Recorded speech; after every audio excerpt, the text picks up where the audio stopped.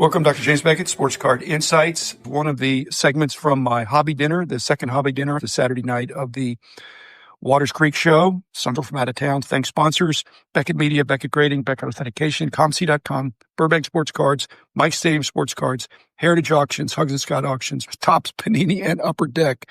Go around the table. We had the one giant microphone in the middle of the table, and I've edited this. You might recognize some of the voices. On my right was Eric Myers from Fanatics and Tops, done a bunch of different things.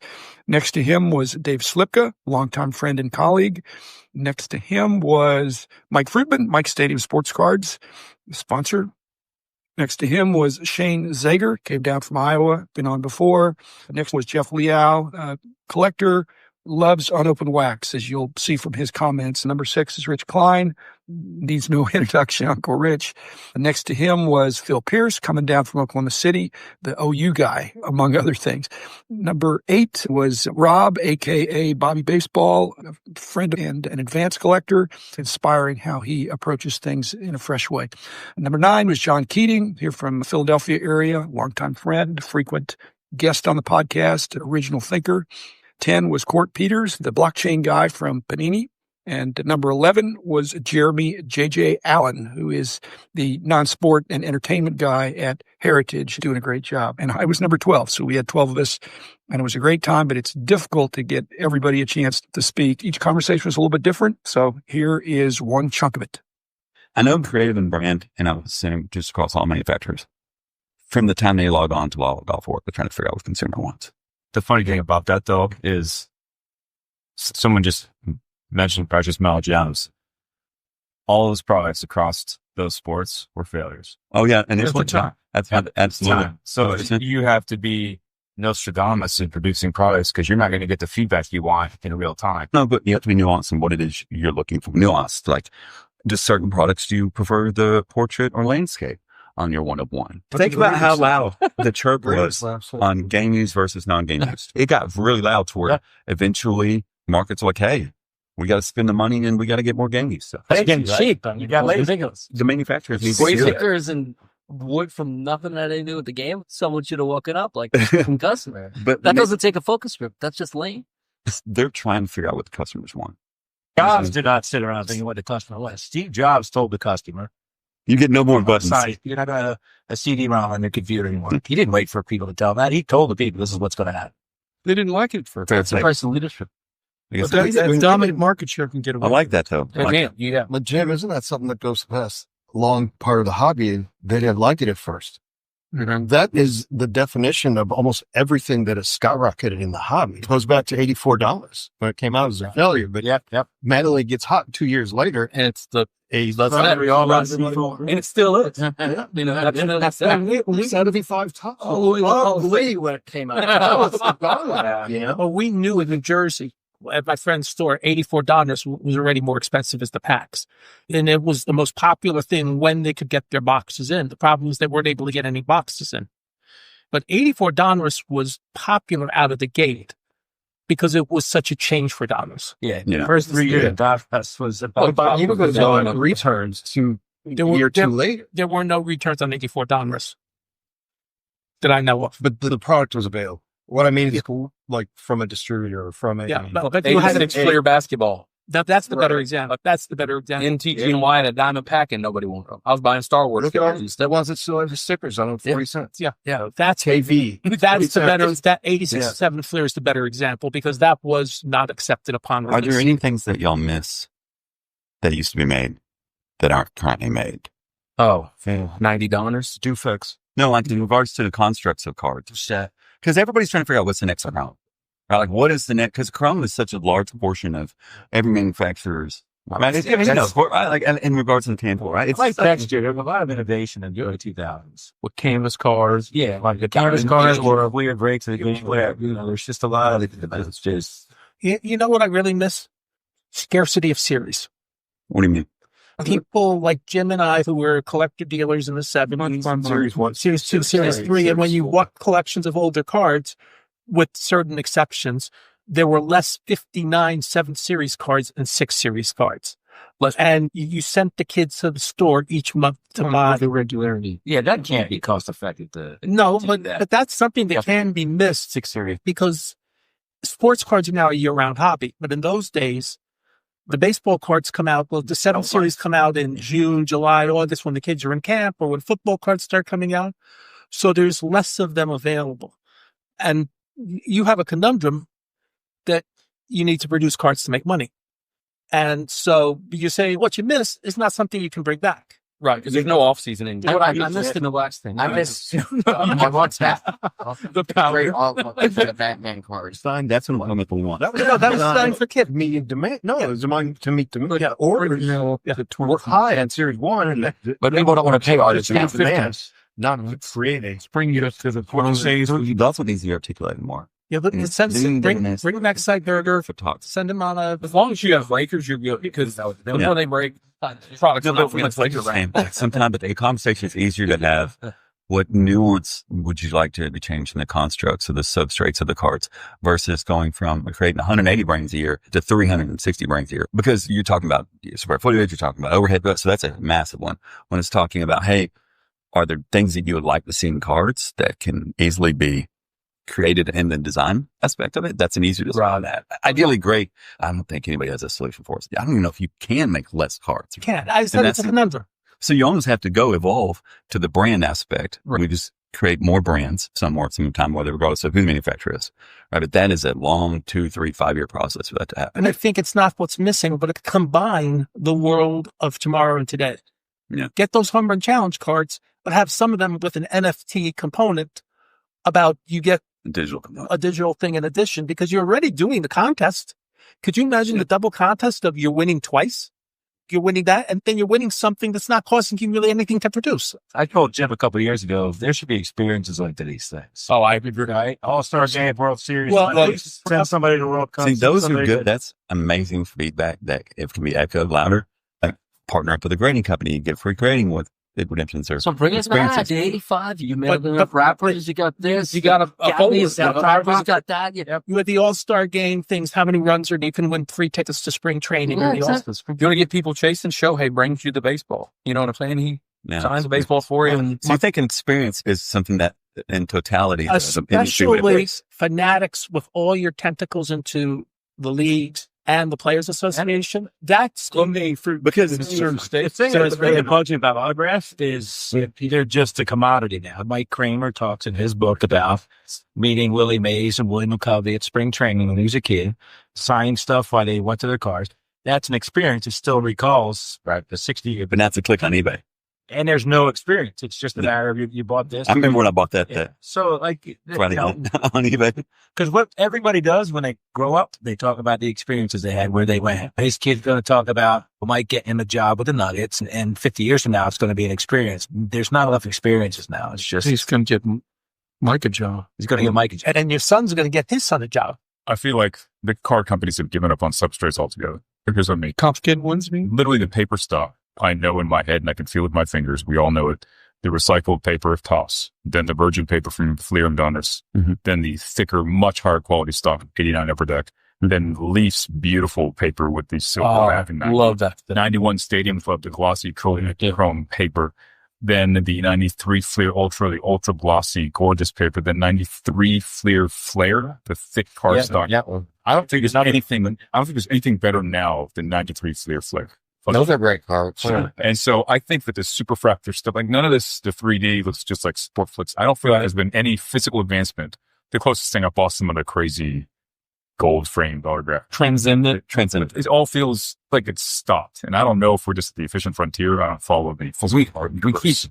I like how you brought that up substrate because that's my area of expertise at a micron level. So those are things that can be explored daily. Yep. The different substrates, the different densities. A lot of what you mentioned about the gloss, it's really just a UV coating that's applied during the printing process.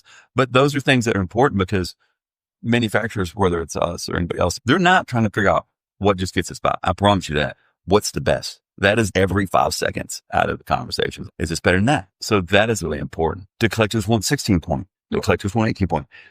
Jeff is not typical. Some don't. I know. That's why that's so no many consensus. I think what he's saying is if you look and you just said it, you had Tops going and then Upper Deck came out with that different paper. Yeah. That was innovation. Yeah. Leaf almost copied it, but did better, I think. I love the 90 Leaf set. Then here comes those glossy cards. Then here comes those thicker cards. Then they had the metal cards, but it was all different companies. So Upper Deck did it, so Leaf did it. Then Tops did it. Then Fleer did it. Then Donners did it. I mean, it almost goes back to what's don't forget Action Pack. Action Pack, yeah. Tops, right? They copied it. Basically. But it goes back to my competition innovation. There's not, you're still making 90 Tops cards, calling them heritage. And I mean, it's the same, which is great for a guy like me because I love it going back. But these kids, some of them don't even realize it's a 90 Tops card. Yeah. The 91 archives were better than the 90 through 94. Tops. Would you like to see manufacturers innovate more? Oh, I love it. We've been getting told though for a long time because everyone, when it comes to innovating in cards, wants to turn back the clock to the late 90s. We've been getting told those technologies aren't available, but I think just the subtleties of some things, what you're talking about is just thickness. Okay. I'm in my hotel room today because I got tired of being at the card show. I am going through 40,000 cards and I came across a stack of mid 20 teens panini inserts, not the base cards, the inserts, nothing special, not even color, prism, whatever. They were just prism insert cards, die cut, thicker stock. You cut that to 8-9 years later, stuff made from the last 3 or 4 years. It has been cheapened. We should always be going this way with whatever technology there is. I don't know how we get to a point where the stuff I'm going to today, I'm flipping on, oh, this must be 2014 Prism NFL. What? Like, we shouldn't be going in that direction at all because I don't see, as far as overall quality goes, okay, it can't be some of the stuff recreated by Fleer in the late 90s, even though Upper Deck does a pretty good job of that with some of their products. But Fleer. if it's something as simple as the cards being thicker, not 0% chance of bowing. I'm getting tired of eBay messages going, my card is damaged. You know, Is that an issue? Do y'all hear that a lot? What, Boeing? Yeah. Like Look at the the mocks and they're all this. yeah. Okay, yeah, that's All you have to do to fix that is make the cards twice as thick. Right. Problem solved. that's easy for them. Each spring has its own identity. And there's a tournament in the market. So what gets the drivers? And just came out with Tops basketball, right? Looks just like the old Tops basketball. Just looks just like Chrome. There are little small Is that a differences. complaint? Is that a good thing about it? Because I'm thinking, well, people like that. They do, but then there's the other ones that go, what year is this? I can't tell a 2014. Fleer, you're supposed to add it at 2000. Yeah, They brought 2001 off. You can tell the difference in all of them. It just matters how much you like the product lines. You can see them. The differences. But to Boeing, is that something that you think needs to be fixed? You're laughing about costs. It's below. Boxes cost $1,000. It's not even so much the cost. It seems like an easy fix. It's just the nuances of cutting the cards, running them through the machines. Changes. So if you're talking about redoing the entire manufacturing process of how one sheet of cards is cut, just not because Wire cutting, man. That works so well. Oh yeah, Yeah. You can't see. You'd have a 2 million square foot. You'd cut Almost 10 sheets at a time. You got to give the next generation something to be managed. Yeah, and that's So true. Start. Something does come up a lot. That is an internal discussion that's happening all the time. It's fixed Because by it's sending your- it to PSA. By not adhering to your product, you're For an upcharge. sitting Flat stuff. Look at it. Flattening up charge. It's off a little bit. No, No, but you know how to acclimate wood or you acclimate flooring if you're putting in, you have to put it in the environment before you put it down. That's when it bows. It's a paper product. Like dry melt machine before everything goes out. then Presses it. yeah, Yeah. because the substrates have muscle memory, but there is It's a sandwich. there's a discussion into how much do we go down this and how far down the product line. Is this an issue? All cards are perfect in my mind. Or is it something that Would be upset. maybe it starts with the parallels first? Cards of value first, all the pattern foil stuff, because it doesn't happen with foil border chrome. I mean, So foil border base paper. cards bow and the parallels don't. Court, why do you believe other manufacturers have not incorporated blockchain or their equivalent of it? Is it just they don't know how, or what do you think the barrier of entry is, though? That's a great question, actually. I think they'll let you go first. The short answer is it takes a lot of time and development. The things my predecessors did in 2020 to 2023 were a learning process. NFTs as a whole, crypto as a whole, during that period of time, it was very difficult to accomplish. I was able to come in and see what we had done previously, think about what would make it easier moving forward, and start implementing changes, not just from the digital cart product itself, but we also had to fundamentally change the platform and the way we interacted with it. So there's at least two pieces to our business. One is, how do we build the right cards and build the rarity structures and make the packs valuable and make the secondary sales go? But the other part is, we actually have to treat the platform itself as a product that we're building. Until I was able to come in and start focusing in on that piece, that's where we struggled. For the first couple of years, we had a secondary marketplace. We were selling stuff, but it was too difficult. So coming in and being able to actually spend time, not just with the cards, but also with the platform. And we didn't make this happen overnight. Trial and error. It just takes time. Sometimes some companies will not want to take the time. When I came up to Panini, it was like, that sounds cool. I'm excited about this job, but I also have to understand this is a long-term play. I can't just have 6 months to turn this around, or we're not going to do it anymore. Our team told me before I took the job, we've already spent 3 years working on this and this much money to do this. We're not walking away from it. I see this incumbent on everyone, every company in the world, to figure out how to become more digital.